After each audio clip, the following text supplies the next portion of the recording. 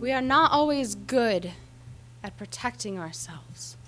If we are hurt by a loved one, the first assumption is that we have done something wrong to make so wonderful a person turn against us. How forgiving they are to apologize and ask to move on.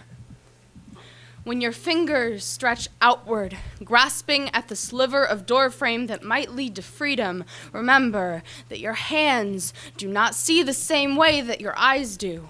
They cannot justify the violence or the degradation or the rage with a loving glance or a heartfelt tear at just the right moment. They only know how it feels.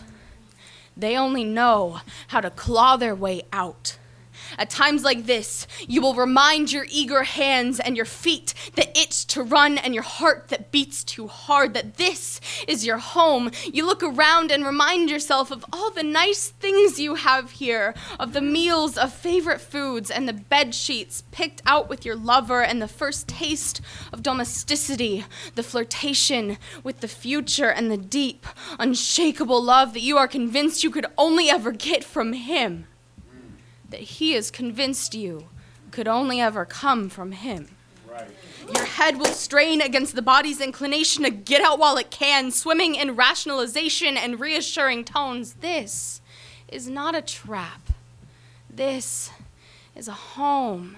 Maybe they are supposed to look like the same thing. Sometimes the suggestion of the thing is more important than the thing itself. The shape of a home is just as powerful as the idea that you can leave any time. This does not make either of them any more real than the other one. Being comfortable can be dangerous, but convincing yourself that you are comfortable is much worse. When did you join the ranks in the war against yourself? When did you start denying the instincts that used to keep you safe, the ones that are still trying to keep you safe? What is it about the way that he cries out to you, the way that he begs you to stay, that cranes your neck in his direction as firmly as if he had grabbed you by the chin?